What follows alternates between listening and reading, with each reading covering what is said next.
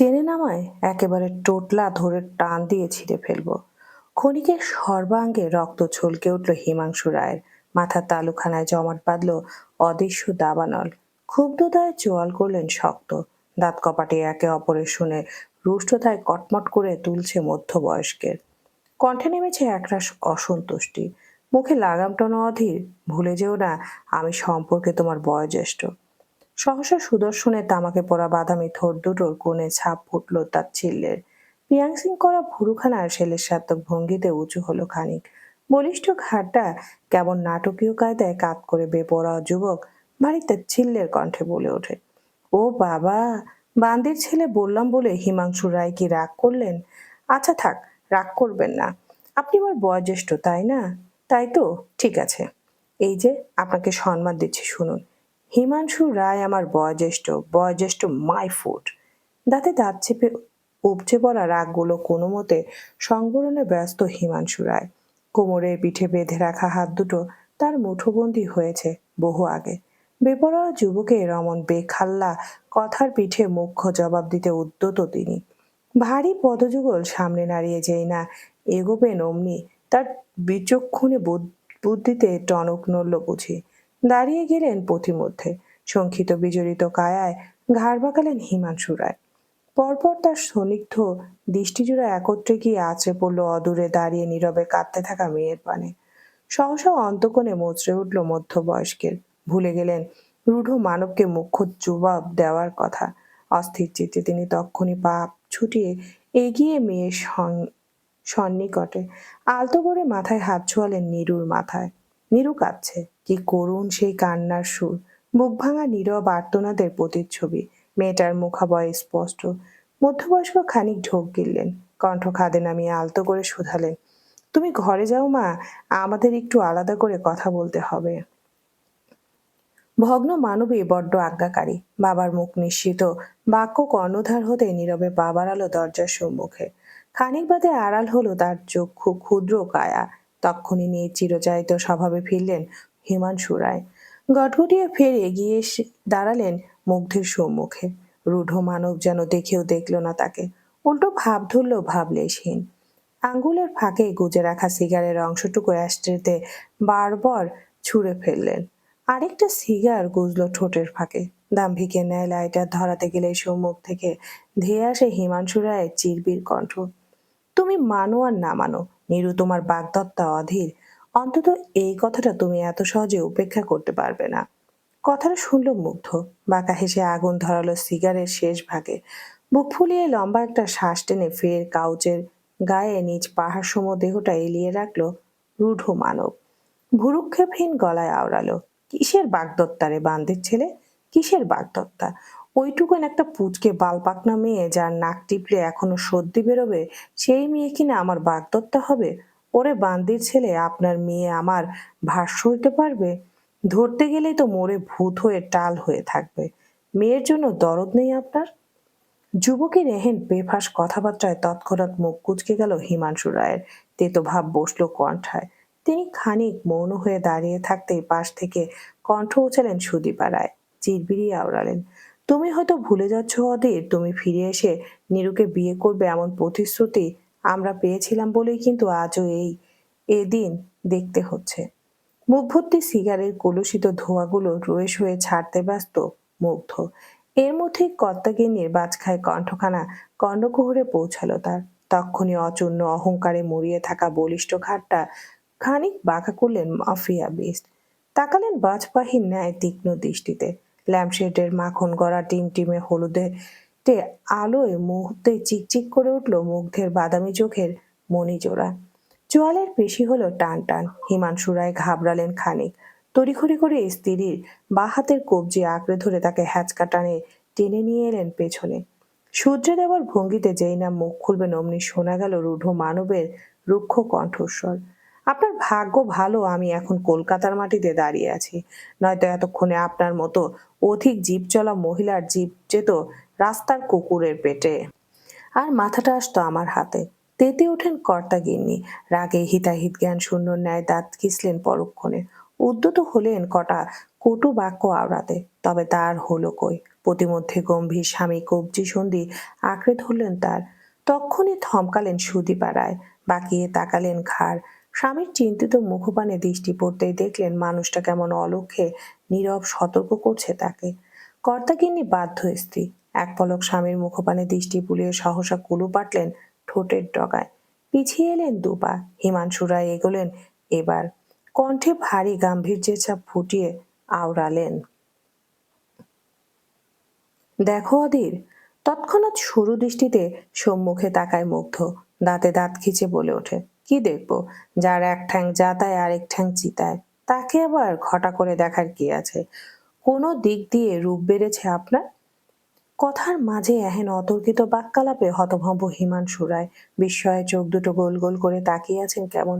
বুকের মাঝে হুট করে শুরু হয়েছে চিনচিনে ব্যথা। ছেলেটার কথার জাহাজ পেশার বোধহয় বেড়ে যাচ্ছে কয়েক গুণ। তিনি আলগোছে বা হাত তুলে বুকের সনে চেপে ধরলেন। বিচক্ষণের ন্যায় পরিস্থিতি সামলাবার উদ্দেশ্যে খানিক গম্ভীর মুখে ফের শুধালেন, না না, আমাকে দেখতে বলিনি, আমি বলতে চাইছি নীরুর ব্যাপারে। নীরুর 18 বছর হবার পরপরই নীরুকে বিয়ে করবে তুমি, এমনটাই তো প্রতিশ্রুতি দেওয়া হয়েছিল। দৃষ্টিতে প্রগাঢ়তা বাড়ল মুগ্ধের, চোয়ালে বাড়ল তীক্ষ্ণ ভাব, কণ্ঠে ক্ষুব্ধতা লেপ্তে সে পরক্ষণে আওড়ালো, প্রতিশ্রুতি? What the fuck is that? কে দিয়েছিল? আমি? থতমত খেলেন হিমাংশু রায়। সাজানো বাক্যটা কেমন এলোমেলো হয়ে গেল মনে হচ্ছে। কপালে বাড়ল ঘামের উপস্থিতি। মানব খানিক সময় নিয়ে ফের আওড়ালেন, না, তবে শ্যামা অর্থাৎ তোমার মা দিয়ে গিয়েছিল। তরাক পাহাড় সমান বলিষ্ঠ দেহখানা নড়ে চড়ে উঠল মুগ্ধের। দাঁড়িয়ে গেল হুট করে, ভুরুক্ষহীন কায়দায় দুহাত প্যান্টের পকেটে গুজে পায়ে গতি টানলেন মাফিয়া বেস্ট। সম্মুখে দুয়ার পানে অগ্রসর হয়ে ভারী অথচ গমগমে গলায় আওড়ালেন, ফাইন, তাহলে শ্যামা শক্তি দেবীকে গিয়ে বলে আসুন আরেকটা ছেলে পয়দা করে তার সঙ্গে আপনার মেয়ের বিয়ে দিতে। আমি অধীর রায় আপনার মেয়ে কিংবা অন্য কোনো নারীর প্রতি বিন্দুমাত্র ইন্টারেস্টেড নই। Mind it. যুবক এত যুবক যত এগোচ্ছে তার ক্ষুব্ধ কণ্ঠস্বর ঠিক ততটাই ক্ষীণ শোনাচ্ছে। ধীরলয়ে আড়াল হচ্ছে তার পাহাড় সম দেহটা। পোস্টর খণ্ডের ন্যায় নীরব কামরায় ঠায় দাঁড়িয়ে রইলেন হিমাংশু রায়। তার দৃষ্টি নিরুত্তেজ, যেন রূঢ় মানব। এমন উত্তরে তিনি মোটেও হতবাক হননি। সময় এগোচ্ছে নিরবিচ্ছিন্ন কায়দায়। আগেকার দিনের পুরনো রংচটা দেয়ালে সগৌরবে ঝুলন্ত অ্যান্টিক ঘড়িটার কেমন হুট করেই ঘর কাঁপিয়ে ঢং ঢং করে উঠল। মুহূর্তে সম্পূর্ণ আবদ্ধ কক্ষের নীরবতা ছাপিয়ে চতুর্দিকে ছড়িয়ে গেল ঘড়িটার অমন বাজখাই কণ্ঠ, যার শব্দে আটকে উঠে মাহি। ভয়ার্ত দৃষ্টিতে হতবহব্বলের ন্যায় তাকায় সম্মুখে। ঘড়ির বড় ঘণ্টাটা এখনো নড়ছে, ক্ষীণ হচ্ছে তার আওয়াজ, জানান দিচ্ছে রাত্রির প্রথম প্রহর শেষ হবার সংকেত। সপ্তদর্শী সামলায় নিজেকে, তড়িঘড়ি করে বুকের উপর হাত নিয়ে এসে ডলতে থাকে অনবরত। পেটটা কেমন গুড়গুড় করছে তার, যন্ত্রণা দিচ্ছে ক্ষুধা। নিষ্পাপ রমণী কেমন ঠোঁট কামড়াচ্ছে অনবরত। দুহাতে আঁকড়ে ধরেছে মেধিন মসৃণ উদর। উৎকণ্ঠা ভরা দৃষ্টি একে এদিক ওদিক তাকাচ্ছে সে। দেখছে অমন রাজকীয় কামরাটা, ঘরখানা কি সুন্দর গোছানো, আসবাবপত্রের সে কি পাহাড়। চন্দন কাঠের মনমোহিনী সুবাস কেমন ভুর ভুর করে ঢুকছে সরু নাকের ছিদ্র দিয়ে। মায়াবিনী চোখ বুঝলো, বুক ফুলিয়ে শ্বাস টানলো বড় সড়ো। ধীরলয়ে অধৈর্যরা আলতো ফাঁক করে মৃদু হেসে ওঠে মাহি। সদ্য শুকানো আখিদয়ের পর্দা সরিয়ে আনমনে তাকালো ঘরের দিকে। মুহূর্তে দৃষ্টি থমকালো সপ্তদর্শীর। চোখ দুটো কেমন আঠার ন্যায় আটকে গেল বাঁদিকের দেয়ালে। সেথায় অমন করে ঝুলে থাকা লাল রঙা পর্দাটা কিসের? পর্দার আলে কি তবে জানালা রয়েছে? মাহি কৌতূহলী উৎকণ্ঠায় তড়িঘড়ি করে নেমে এলো রাজকীয় পালং হতে। ধীরলয়ে এগোলো সে। পর্দার সন্নিকটে এসে পায়ে টানলো রোগ। ঘাড় উঁচিয়ে তাকাচ্ছে মাহি, চোখ দিয়ে মাপছে পর্দার দৈর্ঘ্য। তার মতো দুটো মানুষের উচ্চতায় সমতুল্য পর্দাটা। টানলে আদৌ খুলবে তো? বোকা মানবী তক্ষুনি দাঁত বসালো অধরের কোণে। খানিকক্ষণ দোমানো করে অবশেষে হাত বাড়ালো পর্দার কাছে। হাতের মসৃণ তালুখানা দুদুল্যমান পর্দার গা ছুতে বিস্ময়ে ডুবলো মাহি। বিস্ময়ে বৃষ্টির ন্যায় কাঁপলে অঠত, কপালে উঠল চোখ। এ কি? পর্দাটা কোনো কাপড়ের তৈরি, এত মসৃণ মোলায়েম, ধরলেই চলে আসছে হাতের মুঠোয়। প্রথমবার এহেন মসলিন কাপড় সচক্ষে দেখে ভারী হতবাক মাহি। হতবাতকতায় বোকার ন্যায় টান বসালো কাপড়ে। অমনি উপর থেকে ঝরঝরিয়ে সবটা কাপড় খসে এলো ভূমিতে। মাহি হতভম্ব, তরিত ভয়ে পেছালো কদম। ভয়াত্ম দৃষ্টির সম্মুখে তাকাতেই ফের অদৃশ্য হোঁচট খেল বোকা মানবী। টলে উঠল তার সর্বাঙ্গ, বিস্ময়ের দূরত্ব বাড়ল দু ঠোঁটের মাঝে। সম্মুখের দেয়ালে উন্মুক্ত হয়েছে একখানা বিশাল তৈলচিত্র, যেথায় সুস্পষ্ট এক অপরূপার ছবি। রাজকীয় আসনে দাম্ভিকতার প্রগাঢ় ছাপে বসে আছেন তিনি। গায়ে জড়িয়েছেন একখানা লাল পাড়ের সাদা শাড়ি, সঙ্গে মিলিয়ে পড়েছেন ভারী ভারী অলংকার।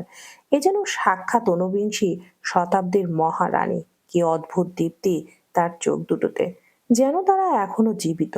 সপ্তদশী বেঘরে ডুবলো যেই, বেঘরের তালে টের পেল না কক্ষের দুয়ার খোলার কর্কশ শব্দ, টের পেল না কোনো এক রূঢ় মানবের দাম্ভিক কদম দুটোর অগ্রসর উপস্থিতি।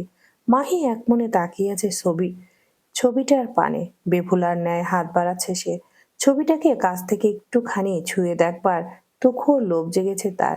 মোলায়েম হাত দ্রুত তার প্রায় ছুঁই ছুঁই ছবির গা। অমনি পেছন থেকে আচমকা ধেয়ে এলো অতি পরিচিত কর্কশ কণ্ঠখানা, ডোন্ট টাচ। কেঁপে ওঠে মাহি, হুট করে ঘরের দেয়ালের চিৎ ধরায়। এক ঝটকায় ছবির কাছ থেকে ছিটকে সরে আসে বোকা মানবী। আতঙ্কিত ভঙ্গিতে শরীর ঘুরিয়ে পেছনে তাকায়। অমনি তার দৃষ্টি কাড়ল সুদর্শন বলিষ্ঠ পুরুষ, যিনি আপাতত সগৌরবে পায়ের উপর পা তুলে বসে আছে সম্মুখ কাউচে। তার আঙ্গুলের ভাঁজে আটকে আছে একখানা জ্বলন্ত সিগার। বাদামি চোখ দুটোর গভীর দৃষ্টি অনিমেষ কায়দায় তাকিয়ে আছে মেয়েটার দিকে। মাহি ভরকায়, তড়িঘড়ি করে সরে দাঁড়ায় ছবির কাছ থেকে। কোনরূপ ভনিতা ছাড়াই সদিগ্ধ গলায় শোধায়, আপনি কখন এলেন? যখন তুই অন্যমনস্ক ছিলি ঠিক তখন। যুবকের তৎক্ষণাৎ ভনিতাবিহীন প্রত্যুত্তর। তা কর্ণধার হওয়া মাত্রই চুইবুক নামালো মাহির। কণ্ঠে নামলো অদ্ভুত শান্ত প্রগাঢ়তা। সে প্রশ্ন ছুড়ল, আপনি কি আমায় নতুন করে নজরবন্দি করতে চাইছেন? মুগ্ধ থামলো, থমকালো তার মুখের কাছের বাড়ন্ত হাতখানা। তীক্ষ্ণ দৃষ্টিতে বর্বরে তাকালো সপ্তদর্শীর পানে। অদ্ভুত শান্ত গলায় প্রত্যুত্তরে বলল, তুই বহু আগে থেকে আমার নজরবন্দি বান্দির মেয়ে, নতুন কিংবা পুরাতন কিছু নয়। মুখাবয়ে অবাধের ছাপ ফুটল মাহির। কপালের চামড়ায় স্পষ্টতর হলো গোটা কতক ভাঁজের ছাপ। চাপা খুবই আওড়ালো, তাহলে নতুন জায়গায় এসে এভাবে হুট করে একটা কক্ষে তালা বন্ধ করার খুব একটা প্রয়োজন ছিল না। বাঁকা হাসলো মুগ্ধ, প্রতি উত্তর না করে অনবরত ফুঁকছে সিগার। মানবী আর দৃষ্টিতে দেখল তা। মুগ্ধের অমন ভুরুক্ষভীন ভঙ্গিমা দেখে নাকের পাটাটা তক্ষুনি ফুলল তার, দাঁত খিঁচল পরপরই। আমাকে কলকাতা কেন এনেছেন? কবর দিতে। যুবকের ভাবলেশীন ছোট উত্তর। তা কর্ণকুহরে প্রবেশ করতে চমকে ওঠে মাহি, ভাব ধরে হতবুদ্ধির ন্যায়। গলায় অনমনীয়তা ঢেরে মানবী কেমন গজগজ করতে করতে বলে ওঠে, রাশিয়ায় কি জায়গার অভাব পড়েছিল নির্দয় লোক, যে এখানে এনে আমায় কবর দিতে হচ্ছে আপনার? এ সমস্ত কথা উচ্চারণ করতে আপনার একটুও বুক কাঁপে না? এ পর্যায়ে মাংসসল বলিষ্ঠ ঘাটটা বেশ কাত হলো মুগ্ধের। দৃষ্টি হলো সরু, ঠোঁটের কোণে শেলের সাতক ভাব ভঙ্গি ফুটিয়ে নির্দ্বিধায় গমগমে গলায় শুধালো, ওহো, বুক কাঁপে না? তবে তোকে দেখলে অন্য কিছু কাঁপে, খুলে দেখাবো নাকি তা একবার? বলতে বলতে অসভ্য মাফিয়া বিস্টের হাত চলে গেল প্যান্টের অগ্রভাগে। তার চক্ষুগোচর হতে অতিষ্ঠ মাহি। নাক মুখ কুঁচকে গেল লোকটার এহেন বেফাস কথাবার্তায়, এমন কর্মকাণ্ডে। কম মাংসের গাল দুটো হালকা লাজালু পোলে ছাড়ালেও মানবীতা প্রকাশে করতে নারাজ। দাঁত খিচিয়ে ঝাঁঝিয়ে উঠল, থামুন বেহায়া লোক, আর কত নির্লজ্জ হওয়া বাকি আছে আপনার? ছি ছি ছি। তৎক্ষণাৎ কপাল গোছালো মুগ্ধ। বাম পাশের পিয়াংসিং করা ভুরুটা তার উঁচু হলো আপনা আপনি। কণ্ঠে ছড়ালো স্নিগ্ধতা।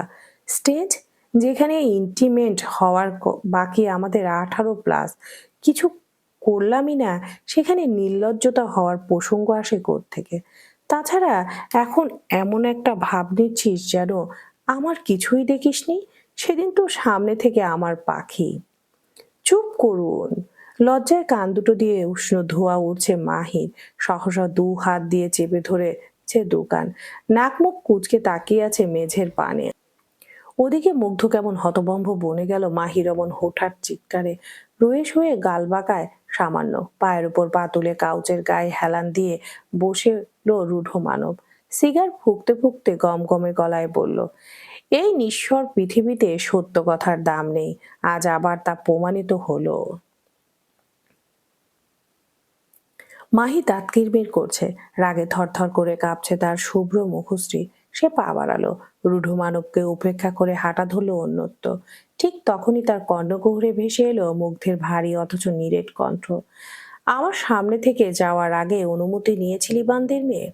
থমকায় মাহি, নাক ফুলিয়ে বাঁকায় খাড়, মুখ ঝামটি দিয়ে বেড়ে বলে ওঠে, নিকুচি করে আপনার অনুমতির। মুগ্ধ কি হাসলো?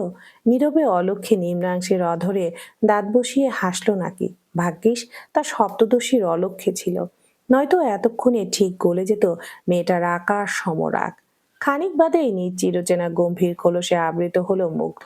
সামান্য গলা খাকারি দিয়ে আচমকা শুধালো, তোর সাহসটা ইদানিং খুব বেড়ে গিয়েছে মনে হচ্ছে। কাহিনী কি বান্দির মেয়ে? শুকনো ঢুক গেল মাহি, শটান হলো পরক্ষণে। রাগের বশে মুখ দিয়ে যা আসে তাই বলে বসে লোকটাকে। তার মানে এই নয় সে ভয় পায় না তাকে। ভয় পায়, বড্ড পায়। এই যে এখনো পাচ্ছে। মাহি হাত কতলাচ্ছে অনবরত। নিষ্পিস করতে থাকা পা দুটো আচমকা ছুটতে চাইলো উন্মুক্ত দুয়ারের বাইরে। ভীত সতস্ত মানবী আর সাত পাঁচ ভাবার কুল পেল না। নীরবে তক্ষণে ছুটলো দোয়ার পানে। তার মসৃণ পা দুটো যেই না চৌকাট মারাবে, অমনি পেছন থেকে আচমকা টান পড়লো তার গলায় পেঁচিয়ে রাখা ওড়নার দুপাশে। মুহূর্তেই থমকে গেল মাহি। খানিক ফাঁস লাগলো রাজহংসীর ন্যায় সুকোমল সুদীর্ঘ কণ্ঠায়। হাত চলে এলো গলার কাছে, পেছন থেকে এগোচ্ছে মুগ্ধ। বাহাতে ধীর লয়ে পেঁচাচ্ছে মাহির ওড়নাটা। সপ্তদশী স্তব্ধ, কাঁপছে তার ক্ষুদ্র বদনখানি। তুলতুলে অধর যুগল কাঁপছে তীর করে। মুহূর্তের ব্যয়ে টের পেল লোকটা বড্ড কাছে তার। তার রুক্ষ ভাঁজের সনে ঠেকেছে মাহির ধনুকের ন্যায় বাঁকানো মেরুদণ্ড। কানের কাছে আঁচড়ে পড়ছে উষ্ণ নিঃশ্বাসের ঝাপটা। সহসা দুহাতে নিজের জামার এক অংশ আঁকড়ে ধরে মাহি। চোখ দুটো কুঁচকে নেয় তড়িঘড়ি করে। মুগ্ধ হাসলো। রুক্ষ অধৈর্যগোল আলতো করে ছোঁয়ালো মেয়েটার কানের পিঠে। তক্ষুনি সর্বাঙ্গ কেঁপে ওঠে মাহির। শীত দ্বারা বেয়ে মুহূর্তে নেমে গেল এক অদ্ভুত শীতল স্রোত। মুগ্ধ ধীরে ধীরে চুম্বন বাড়াচ্ছে। ছোট্ট ছোট্ট অসংখ্য আদুরে জ্বালাতনে কম্পিত হয়ে পড়ছে মানবীর মসৃণ কানের লতি। বেহায়া কাজগুলো অব্যাহত রেখে সে কেমন শান্ত কণ্ঠে আওড়ালো, পিচ্চি, সুন্দরীদের অত উটকো সাহস থাকতে নেই সিগনোরা, নতুবা আমার মতো দৈত্যদের নজর পড়বে তো। অস্থির মাহি নিঃশ্বাসের ছন্দ এলোমেলো তার। পা দুটোয় নেমেছে অসরতা। মস্তিষ্ক ক্রমশ ফাঁকা হচ্ছে, মনে হচ্ছে ক্ষুদ্র বদনখানিতে বইছে বিদ্যুৎ। মুগ্ধ বোধহয় টের পেল তা। রয়ে সয়ে ঠোঁট সরালো মাহির কানের লতি হতে। ধীর লয়ে পা দুটো পিছিয়ে নিয়ে উদ্যত মাহিকে বাঁধন মুক্ত করতে। ঠিক তখনই তার আনমনে দৃষ্টি গিয়ে আচানক আশ্রে পড়ল অদূরের বিপরীতে করিডোর পানে। তার দৃষ্টি সেদিকে পড়তেই কে যেন কালো কালো ভীমের আড়ালে বিচক্ষণ পুরুষ মুগ্ধ। বুঝে গেল কেউ তাদের দেখছে। ঠোঁটের কোণে আচমকা বক্ষ হাসির রেশ টানলো রূঢ় মানব। এক হাতে দক্ষ হ্যাচকা টানে তক্ষুনি সপ্তদশীকে ঘুরিয়ে দাঁড় করালো নিজের দিকে। এহেন আতর্কিত কাণ্ডে ভরকায় মাহি। হতবাক দৃষ্টিজোড়া ঘাড় বাঁকিয়ে উঁচু হতেই তারা গিয়ে আটকালো যুবকের দুষ্টু মুখাবয়ে। মুগ্ধ বাঁকা হাসছে। তার অমন হাসির কারণ বুঝলো না মাহি। বোধকর্মহীনের ন্যায় তাকিয়ে থাকতে চোখ টিপে মুগ্ধ।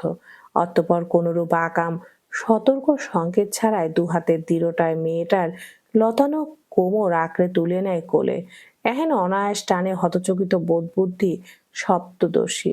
বোকার ন্যায় ভয়াত্ম টানে দুপা দিয়ে আঁকড়ে ধরে রূঢ় মানবের মেধহীন ভি শেপের ঝাঁকপূর্ণ কোমর। হাত দুটো অবহেলিত আকার থোড়ায় ধরল।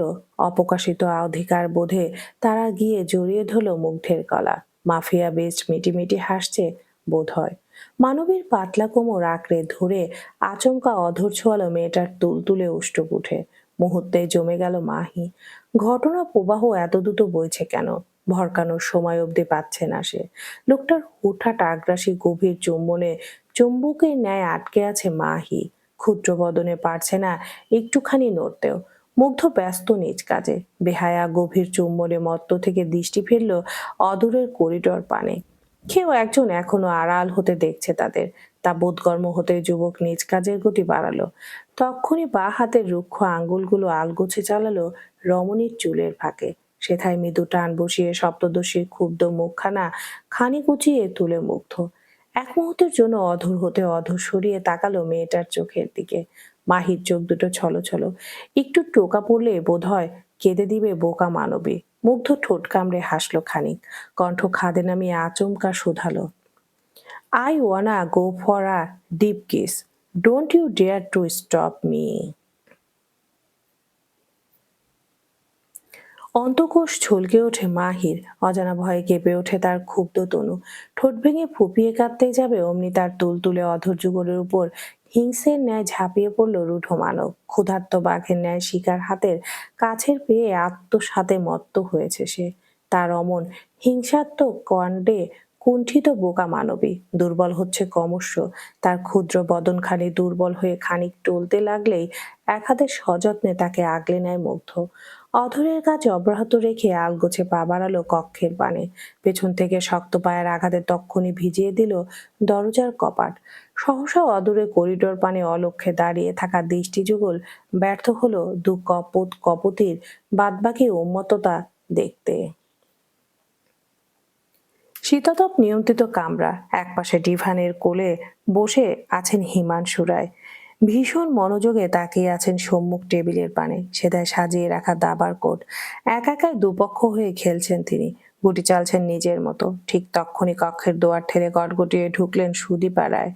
একাকার সমান রাগে গজগজ করতে করতে স্বামীর পানে এগিয়ে এসে ক্ষুব্ধ কণ্ঠে চেঁচালেন, অধীর তখন বলেছিল না ওর নাকি কোনো মেয়ের প্রতি বিন্দুমাত্র ইন্টারেস্ট নেই, অথচ এইমাত্র আমি নিজে চোখে দেখে এলাম অধীর ওই মেয়েটার সাথে। ছি।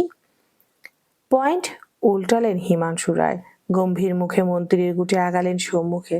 এদিকে তার এহেন অপারক ভাবখানা দেখে ফের তেলে বেগুনে জ্বলে উঠলেন সুদীপা রায়। দাঁত কিরমির করতে করতে শব্দ করে হাত রাখলেন সম্মুখ টেবিলের উপর। মুহূর্তেই চারপাশে শব্দ হলো বেশ। দাবার গুটিগুলো নড়ে চড়ে উঠল কেমন।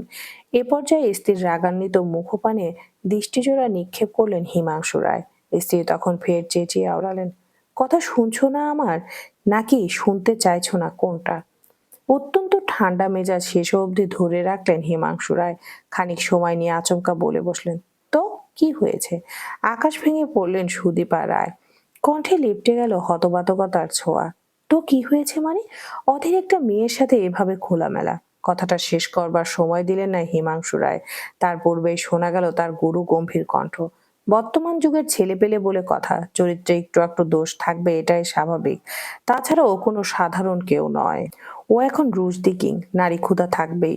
তবে মনে রেখো নিরুমা, একটা পুরুষের হাজারটা মাসুকা থাকলেও তার স্ত্রী হয় কেবল একজনই। আর অধীরের স্ত্রী হবে কেবল মাত্র আমার মেয়ে নিরুপমা।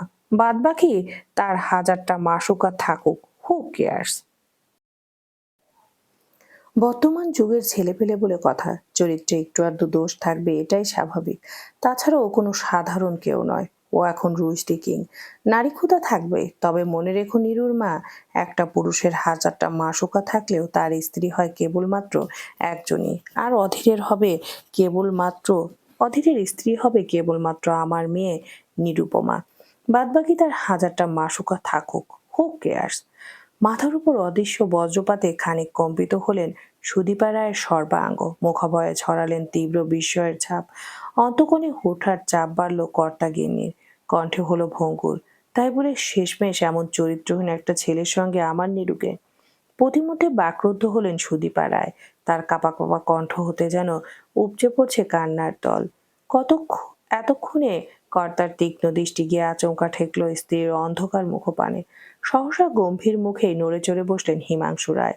ধীর লয়ে আঁকড়ে ধরলেন স্ত্রীর শীতল কবজি সন্ধি। নরম টানে এনে বসালেন নিজ সম্মুখে। প্রস্তর খণ্ডের ন্যায় নিষ্পাপ মানুষটার পানে সরু দৃষ্টি বজায় রেখে হিমাংশু রায় গম্ভীর কণ্ঠে আওড়ালেন, এত চাপ নিচ্ছ কেন সুদীপা? মুহূর্তেই দৃষ্টি উঠালেন সুদীপা রায়। জ্বলে উঠলেন তেলে বেগুনে। দাঁতে দাঁত চেপে শুধালেন, চাপ নিচ্ছি কেন মানে? তুমি জানো না আমি কেন চাপ নিচ্ছি? জানো না তুমি? কণ্ঠ ক্রমশ উঁচু করছেন সুদীপা রায়। তা শুনে খানিক বিরক্ত হলেন কর্তা মহাশয়। মধ্যবয়সী কপালের চামড়ায় গোটা কতক বিরক্তির ভাঁজ টেনে গমগমে গলায় বলে ওঠেন, আওয়াজ নামিয়ে কথা বলো সুদীপা। ভুলে যেও না দেওয়ালেরও কান আছে। তাছাড়া এরকম একটা ভাব নিচ্ছ যেন আমার বলা কথাটা শুনে আকাশ থেকে পড়লে। সাপের ন্যায় অনবরত ফুঁসছে সুদীপা রায়। কণ্ঠে ঝাঁজ দিলে তক্ষুনি আওড়ালেন, হ্যাঁ পড়লাম, ঠিক আকাশ থেকে পড়লাম। কারণ এমনটা কিন্তু হবার কথা ছিল না নীরুর বাবা। অধীর কাউকে বিয়ে করলে এই জমিদার বাড়ির সকল সহায় সম্পত্তির 4/2 পাবে তার অর্ধাঙ্গিনী। এমনটাই তো উইলে লেখা ছিল, তাই না? যদি ওর অর্ধাঙ্গিনী হয় আমার নীরু, তবেই সেই সকল সম্পত্তির অধিকারী হবে আমার মেয়ে, তাই তো? কিন্তু এখন তো আমার জানা ছিল না নীরুর বাবা অধীরের চরিত্র এতটা কুৎসিত। এখন সবটা জানার পর এরকম একটা কুৎসিত চরিত্রের ছেলের সঙ্গে কি করে মেয়ের 2 হাত এক করব বলো তো? রহস্যময় কায়দায় বক্ষ হাসলেন হিমাংশু রায়। ফের মনোযোগী হলেন দাবার চাল উল্টাতে। দৃষ্টিতে তীক্ষ্ণতা লেপ্টে কণ্ঠে নামলেন একরাশ গম্ভীর্যের ছাপ। তুমি হয়তো ভুলে যাচ্ছ সুদীপা, অধীর রায় বর্তমানে রুশদি কিং। আর রুশদি কিং এরা চাইলেও নিজেদের রাজত্বে রাজ করাকালীন খুব বেশি দিন বেঁচে থাকতে পারে না। শেষমেশ হয় শত্রুর হাতে পান হারায়, নয়তো পান হারায় প্রিয় এবং আপন মানুষ নামক মুখোশধারীদের হাতে। এ পথেই কিন্তু ধীর লয়ে এগোচ্ছে বর্তমান রুশদি কিং ওরফে অধীর রায়। তার মৃত্যুতেও কিন্তু খুব বেশি দেরি নেই। তাই বলছি, একবার যদি তার সঙ্গে কোনো মতো নীরুর বিয়েটা হয়ে যায় তাহলেই ব্যাস, আমাদের নীরু হবে এই পুরো রায় জমিদার বাড়ির একমাত্র মালকিন। থামলেন হিমাংশু রায়। মন্ত্রীর গুটিটা আচমকা দাবার হতে তুলে এনে হাতের মুঠোয় পুরলেন তিনি। রুক্ষ হাতের অমসৃণ তালুতে গুটিখানা খানিক দলাই মলাই করতে করতে রহস্যময় বাঁকা কণ্ঠে ফের বলতে লাগলেন, জমিদার বাড়ির একমাত্র উত্তরসূরি অধীর রায়, যার ভাগ্যে মৃত্যুর রেখা বহু আগে স্পষ্ট হয়েছে গিন্নি। এবার শুধু তা ফলার পালা। নীরুর সঙ্গে একবার বিয়েটা হোক তার, এরপর তার মরণ নিশ্চিত করার দায়িত্ব আমার। মেয়ে আমার স্বামীর শোকে না হয় কটা দিন কাঁদবে, তা বড় জোরে 1 মাস, 4 মাস কিংবা 1 বছর। আর তারপর তারপর আমার নীরুকে আমি আবার বিয়ে দেব তার যোগ্য পাত্রের সাথে। এরপর তোমার যা ইচ্ছে করো না হয়, সম্পত্তি তো তখন আমাদেরই থাকবে। হতভম্বতার সমুদ্রে এখনো টালমাটাল সুদীপা রায়। সংশয় বাড়ল অন্তকোণে। সূক্ষ্ম অধরের ডোগায় সিক্ত জিভখানা খানিক ঠেলে দিয়ে শঙ্কিত বিজড়িত কণ্ঠে পরপরে আওড়ালেন, কিন্তু এসবে আমার নীরু কতটা কষ্ট পাবে তা ভেবে দেখেছ একবার? তরাক চোখ পাকিয়ে তাকালেন হিমাংশু রায়। চোয়ালের পেশি টান টান করে নিয়ে বিকৃত করলেন মুখ। বিকৃত ভাষায় দুটো গালি আওড়ে পরক্ষণে বললেন, কষ্ট? কিসের কষ্ট? টাকার মুখ দেখলে কষ্ট থাকে নাকি? যার টাকা আছে তার হাতে দুনিয়ার সব আছে। তাই ওসব যা ইচ্ছে তাই কথাবার্তা দ্বিতীয়বার আওড়ানোর সাহস করো না নীরুর মা। তক্ষুনি শক্ত হলেন সুদীপা রায়। ঠোঁটের ডগায় আটলেন কুলুপ। নত দৃষ্টি একমনে তাকিয়ে রইলেন দাবার কোটের পানে। হিমাংশু রায় দক্ষ কায়দায় গুটি নাড়ছেন। উল্টো পথে পয়েন্ট উল্টে আচমকা গ্রাস করলেন রাজার গুটি। মুহূর্তে হিমাংশু রায়ের রুক্ষ আঙ্গুলের তিরস্কৃত আঘাতে কোট থেকে ছিটকে পড়ল রাজার গুটিটা। ঠোঁটের কোণে তৎক্ষণাৎ কুর হাসি লেপটে গেল। মধ্যবয়স্ক বিচক্ষণের রাজার গুটির স্থানে নিজ গুটিটা রাখতে রাখতে আচমকা রহস্যময় কণ্ঠে শুধালেন, খেলা তবে এতদিনে শুরু হলো সুদীপা? তুমি শুধু খেয়ালে রেখো, এই খেলার কোনো প্রকার চাল সম্বন্ধে নীরু যেন অবগত না হয়। বাধ্যের ন্যায় মাথা কাত করলেন সুদীপা রায়। বুক চিরে বার করলেন এক ফলে দীর্ঘ নিঃশ্বাস। স্বামীর দক্ষ খেলার গতি দেখে অন্যমনস্ক হলেন তিনি। হুট করে বলে উঠলেন, তখন থেকে আমি শুধু একটা কথাই ভেবে যাচ্ছি। কোন কথা? খেলায় মনোযোগী হিমাংশু রায়ের পরপর জিজ্ঞাসা প্রতি উত্তর। যার পিঠে হতবিহ্বল বাক্যবান ছুড়লেন সুদীপা রায়।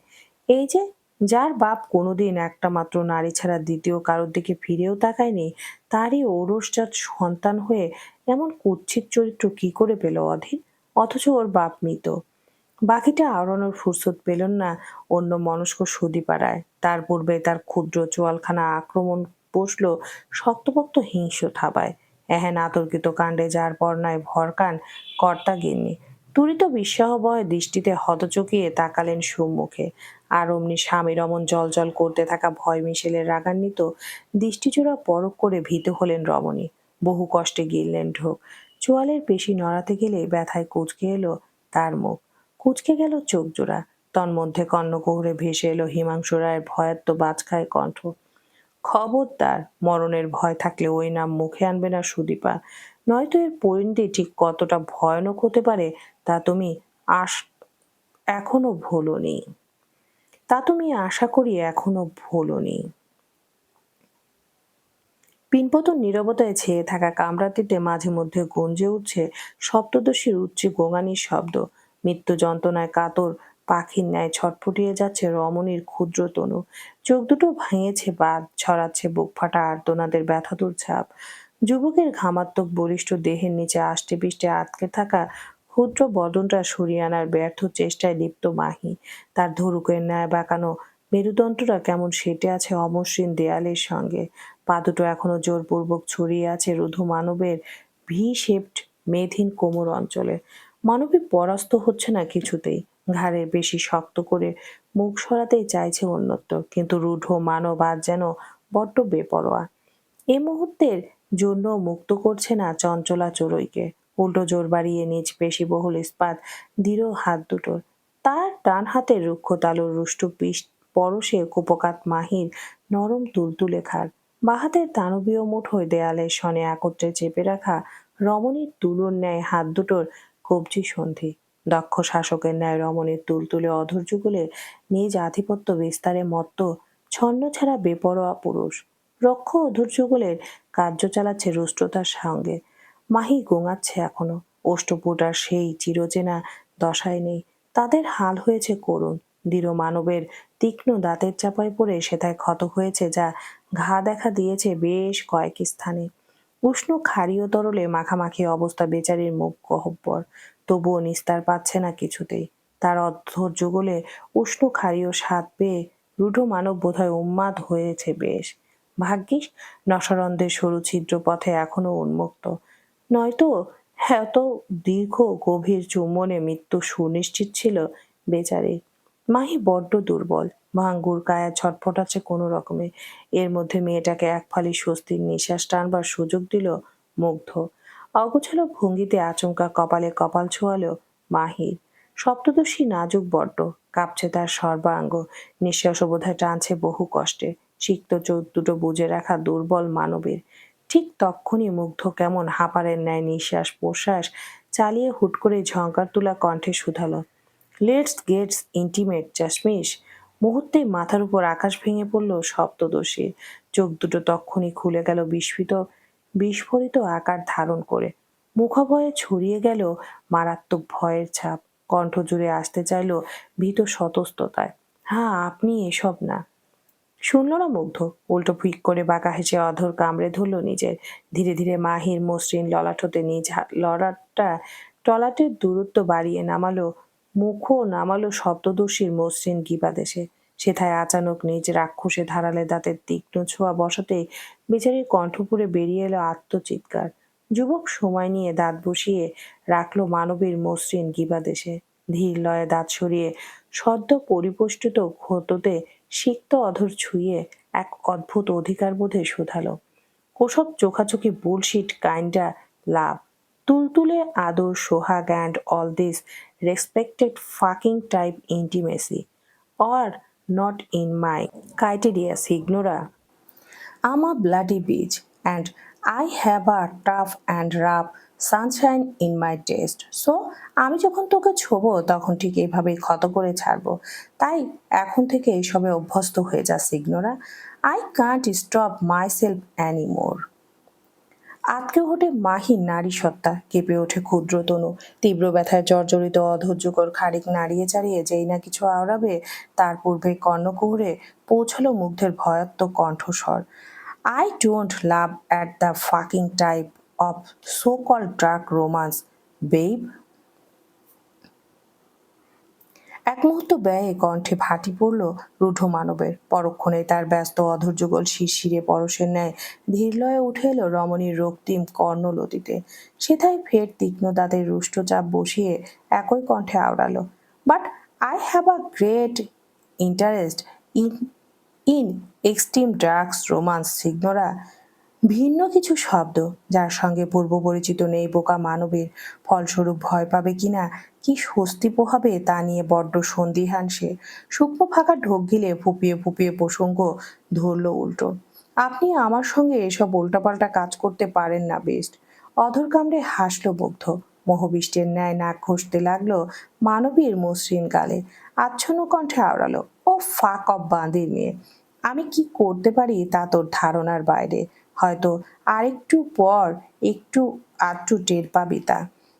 কথায় লোকটাকে দমাতে পারছে না মাহি। আদম্য মনোবল দুর্বল কণ্ঠে ফের বলে উঠল, আপনি যা বলেছিলেন আমার বার্থডে না আসার আগে, 8-9 দিনে দেহে কোনো বড় পরিবর্তন চলে আসে না পিচ্ছি। এক মুহূর্ত জাস্ট ভুলে যাও ওসব অ্যান্ড ফিল মি। আপনি আপনি এসব করতে পারেন না। আমি না আপনি আমার সঙ্গে। সামান্য একটা কাগজের টুকরোর ভিত্তিতে এসব করার অধিকার রাখেন না বেস্ট। তক্ষুনি মোহচ্ছন্ন দৃষ্টিযুগল আগুনে ছড়ালো মুগ্ধের। নাক সরে গেল মাহির কোমল গাল থেকে। শক্ত চোয়ালের কটমট শব্দ বাড়ল তার। রমণীর তুলতুলে ঘাড়ের পিঠে আঁকড়ে ধরল রাখা রুক্ষ হাতের মুঠোটা তক্ষুনি টেনে নামালো মেয়েটার চোয়াল বরাবর। সে তাই এক প্রকার হিংস্র থাবা বসিয়ে হিসিয়ে শুধালো, সামান্য কাগজ? My fucking bitch, that's not an ordinary piece of paper, that's our marriage contract paper, যেখানে স্পষ্ট লেখা আছে তুই আমার আর আমি হোয়াট এভার। কণ্ঠে মলিনতা বাড়ল মাহির। মাথাটা আপনা আপনি হেলে গেল দেয়ালের সনে। চোখ দুটো কন্দনের ভারে বুঝে এসেছে মেয়েটার। অস্পষ্ট কণ্ঠে পুড়ে বেরিয়ে এলো, সেটা একটা কন্ট্যাক্ট ম্যারেজ মাত্র, যা বাস্তবিক জীবনে বিন্দুমাত্র মূল্য রাখে না বেস্ট। বাস্তব হলো আপনি এবং আমি, আমরা সম্পূর্ণ দুই মেরুর মানুষ। আপনার সঙ্গে আমার সমাজ, জাত এবং ধর্ম কিচ্ছু মেলে না, না মেলে মন। তবে কিসের ভিত্তিতে আমি আপনার হলাম, কিসের ভিত্তিতে বিয়ে হলো আমাদের? কাগজে কলমে থোড়ায় বিয়ে হয়, বিয়ে হয় ধর্মীয় মতে। মুহূর্তে রাগের পরও তরতর করে আকাশ ছুলো রূঢ় মানবের। মাহির চোয়াল বরাবর চেপে রাখা হাতটা তার আরো শক্ত হলো ফের। সহসা ঘর কাঁপিয়ে সিংহর বাঘের ন্যায় গর্জে উঠে শুধালো, কিসের জাত, কিসের সমাজ, বান্দির মেয়ে, কার ধর্ম? আমি কোনো সমাজ, জাত, ধর্ম কিচ্ছু মানি না বান্দির মেয়ে। আর না মানি এই পৃথিবীর কাউকে। তোর যা ইচ্ছে মান, যে সমাজ মানতে ইচ্ছে করছে মান, যে ধর্ম মানতে ইচ্ছে করছে মান। I want to stop you, but আমি যা মানি না তা নিয়ে আমায় কিংবা আমার অর্ধাঙ্গিনীকে কেউ জাজ করতে এলে তার জিভ টেনে ছিঁড়ে ফেলবো আমি। যে সমাজ আমার বান্দির মেয়ের দিকে আঙ্গুল তুলবে সে সমাজকে ধ্বংস করে ফেলবো আমি। যে জাতপাতের দোহায় আমার বান্দির মেয়েকে আমার কাছ থেকে আলাদা করতে চাইবে সে জাতপাতকে নির্বিষে মাটিতে পিষে ফেলবো আমি। আমি যা মেনেছি তাই আমার জন্য যথেষ্ট বান্দির মেয়ে। এতে অন্য কারোর কি আসে যায় তা নিয়ে literally I don't fucking care about that. গলার স্বরে শুষ্কতা বাড়ল মাহির। হতভম্বতায় ছেয়ে গিয়েছে মুখভঙ্গি। আর কি বলবে সে? কাকে বলবে? যে লোক এতটা বেপরোয়া তাকে বলবে? যে লোক কোনো সমাজ, জাত, ধর্ম মানে না তাকে বলবে? রমণী কুণ্ঠিত ব্যথিত নয়নে রূঢ় মানবের পানে তাকিয়ে থাকতেই আচমক তার চোয়াল ছাড়ল মুগ্ধ। ফের আলগোছে কপালে কপাল ছোঁয়ালো মাহির। ভরাট কণ্ঠে আওড়ালো, আমাকে কোনোদিন উপেক্ষা করার দুঃসাহস দেখাস না বান্দির মেয়ে। বিশ্বাস কর, তোকে মারতে গেলে এক মুহূর্ত হাপ কাঁপলেও যে সমাজ, জাতপাত এবং পরিবারের দোহায় আমায় ছেড়ে যাবার দুঃসাহস করবি তাদের ধ্বংস করতে ন্যানো সেকেন্ডও নিব না আমি। Mind it. আঁতকে উঠে মাহি। অধর কামড়ে ফোপাতে গেলে উষ্ঠপুঠের ব্যথায় আপনা আপনি কুঁচকে গেল তার মুখ। পরক্ষণে মুগ্ধের হ্যাচকা টানে সপ্তদশীর ক্ষুব্ধকে এত দুল্যমান ভঙ্গিতে ধরল। টলতে টলতে মুগ্ধর পানে চোখ তুলে তাকাতেই রূঢ় মানব শক্ত গলায় চোয়ালে শুধালো, বেডে যাবি নাকি এভাবেই শুরু করব? স্টাইলটা যদিও খারাপ না, but it's your first time না, সো। দৃষ্টিজোড়া কুঁচকে গেল মাহির। বোধগম্যহীনের ন্যায় তাকিয়ে রইল অপলক। মুগ্ধ এক মুহূর্ত স্থবির বনে চেয়ে রইল মেয়েটার পানে। মুহূর্ত পার হতেই জোর বাড়ল হাতের। সপ্তদশীর লতানো কোমর বারবার টান বরাবর টান বসালো হ্যাচকা। তুলতুলে হাত দুটো ছেড়ে দিল পরপরই। উন্মুক্ত বা হাত খানা তড়িঘড়ি করে নিজ প্যান্টের অগ্রভাবে ছুঁয়ে ফের মাহির ক্ষত স্টুপুট আঁকড়ে ধরে রুদ্র মানব। এবারে বোধহয় মেয়েটার অধৈর্য যুগল না ছিঁড়ে শান্ত হবে না। মাহি কাঁদলো আবারও। কাঁদতে কাঁদতে হেঁচকি তুলেছে বেশ। মস্তিষ্কের সগাত নার্ভগুলো ধীরে ধীরে স্লো হচ্ছে তার। অতিরিক্ত ভয় কষ্টে আবারও অচেতন হবার পথে মেয়েটা। ওদিকে যুবক অগোছালো নিয়ন্তহীনের ন্যায় মেয়েটাকে নিজের করে নিতে অগ্রসর সে। হিসেবের ঝাঁজ হতে পেন্টের আগা খানিকটা সরাতে আচমকা মুগ্ধ টের পেল মাহি ঢুলছে। তখনই স্তম্ভিত হলো রূঢ় মানব। অধর ছেড়ে আকস্মাৎ সম্মুখে তাকাতে অচেতন বোকা মানবী সদ্য কর্তৃত্ব কলমি ডগার ন্যায় ঢুলে পড়ল তার রুক্ষ ভাঁজে। মুহূর্তেই চোয়ালের বেশি কটমট করে ওঠে রূঢ় মানবের। মাথা ভর্তি অদৃশ্য মোহচ্ছন্নতায় হুট করে ভাটি পড়ে যায় নিয়ন্তহীন সে। দাঁত কিরমির করতে করতে ঠোঁট কামড়ে ধরল নিজের। শক্ত হাতের রুক্ষ তালু দিয়ে অনবরত নিজ বলিষ্ঠ ঘাট ডলতে ডলতে চাপা ক্ষোভে হুংকার দিয়ে শুধালো, কো বাচ্চা, আবারও আবারও জানোয়ারের বাচ্চা, হলিয়া ফাক। মাথায় আগুন জ্বলছে মুগ্ধের। পুরুষালী আদিম্য চিন্তা ভাবনা অনিয়ন্ত্রিত। তখনই মেয়েটাকে কোলে তুলে নিয়ে সম্মুখে হেঁটে গেল দুকদম। অতঃপর কোনরূপ বলা করা ছায় অচেতন মাহিকে এক প্রকার ছুঁড়ে ফেললো মখমলি বিছানার নরম কোলে। কিন্তু কাণ্ড দেখো, অচেতন মানবী তখনও বুঝে আছে দু চোখ। ওদিকে যুবক উন্মত্ত ক্ষুব্ধ দৃষ্টিতে মাহির পানে তাকিয়ে থেকে ব্যস্ত হাতে গা থেকে এক প্রকার টেনে হুঁচড়ে খুলছে শার্ট। একে একে বোতাম খোলার ধৈর্য নেই রূঢ় মানবের। ফলে মুহূর্তে বেচারা শার্টের সবগুলো বোতাম অবহেলায় ছিঁড়ে গিয়ে ছড়িয়ে ছিটিয়ে গেল এদিক ওদিক। উন্মুক্ত হলো ফর্সা বলিষ্ঠ পেটানো দেহখানা। পাইথিং ট্যাটু শৈলীতে অঙ্কিত ফুলে ফেপে থাকা মাসুলগুলো রয়ে শুয়ে বাঁধনমুক্ত হলো শার্টের আবরণ হতে। এক ঝটকায় গা থেকে শার্টটা খুলে এনে অদূরে ছুঁড়ে ফেললো মুগ্ধ। পরক্ষণে হাত রাখলো প্যান্টের ডগায়। ধীর লয়ে এগোলো অচেতন মেয়েটার পানে। নিজ পাহাড় সমান দিয়েটার ভারসাম্য ছাড়লো মানবীর গায়ে। অনিন্দ্রিয় কামনায় বুধ মানব অচেতন সপ্তদশী ডুবে দিতেই যাবে অমনি মস্তিষ্ক তরাক করে বেজে উঠল তার। গভীর দৃষ্টিজোড়া একত্র হলো বোকা মানবীর ক্ষুদ্র পেলল মুখে। মেয়েটার হুঁশ নেই। তার ছোঁয়াগুলো আদৌ অনুভব করতে পারবে সে? পরে যদি হুঁশ ফিরে বলে বসে তার ঘুমের সুযোগ নেওয়া হয়েছে তখন? এহেন ভাবনায় আত্মসম্মানে খানিক চোট লাগলো দা গ্রেট রুশদি কিং এর। সে যা করবে মেয়েটাকে দেখিয়ে করবে, হুঁশে রেখে করবে। রেপিস্টের মতো সুযোগ বুঝে থোড়াই করবে। চটজলদি মাহির উপর থেকে উঠে বসে মুগ্ধ। দু হাতে বিছানার দুপাশ আঁকড়ে ধরে বসে রইল এক পল। চোয়াল শক্ত তার, মুখটা হয়েছে ভীষণ রাগ। দৈবাত্মিক শক্তিতে বলিষ্ঠ ঘাটটা সামান্য কাত হলো রূঢ় মানবের। রাগান্বিত দৃষ্টিতে তাকালো মেয়েটার পানে। কটমট করতে করতে শুধালো, আমার এই ভরা যৌবনে করা প্রথম ভুল হলো তোর মতো একটা বান্দির মেয়ের সাথে হাঙ্কি পাঙ্কি করতে চাওয়া। ঠিক কত বড় বেয়াদবের বাচ্চা হলে একটু 19-20 করতে গেলে টাল হারিয়ে পড়িস জানোয়ার। একমাত্র তোর জন্য আমার এই যৌবনের মরা কাঠ দেহে এখন পর্যন্ত ভার্জিনিটির দাগ নিয়ে ঘুরতে হচ্ছে। বাচ্চা। থামলো মুগ্ধ। তরিত ঘাড় ঘুরিয়ে তাকালো অন্যত্র। ঠোঁট কামড়ে বিছানার দুপাশে খামচে ধরলো জোর করে। নিজেকে নিয়ন্ত্রণ করবার সর্বোচ্চ প্রয়াসে চোখ দুটো বুজে রেখে ফের বিড়বিড়ালো, বান্দির মেয়ে এখনো বড় হচ্ছে না। নিঃশ্বাসের অগোছালো ভাবভঙ্গিমা বাড়ছে মুগ্ধের। দেহের সবগুলো দৃশ্যমান পেশি টনটন হচ্ছে টান টান। কোণঠায় বাড়ছে শুষ্কতা। মানব তক্ষুনি ঘাড়ের মাংসপিশলি কুচকে সিলিকের পানে মুখ তুলল। অস্ফুষ্ট গোঙানির স্বরে আওড়ালো, ওহ ওহ ওহ ফাক। তরিত বসা ছেড়ে উঠে দাঁড়ায় মুগ্ধ। অবিচ্ছন্ন পায়ের গতি ছুটে বেরোয় কক্ষ ছেড়ে। কাঠের প্রশস্ত করিডোরে দ্বার ঘেঁষে দাঁড়িয়ে আচমকা হুঙ্কার ছুড়ল রূঢ় মানব, গার্ডস। তক্ষুনি বাজপাখি ন্যায় অন্দরমহলে প্রশস্ত অঙ্গনে ছুটে এলো গোটা কত কালো পোশাক পরিহিত গাছ, যারা এসেছেন মনস্টারের সঙ্গে। তাদের দেখে ফের হুঙ্কার ছুড়ল মুগ্ধ, এক্ষুনি আমার জন্য আইস বাতের ব্যবস্থা কর। ও ফাক, তাড়াতাড়ি চলবে।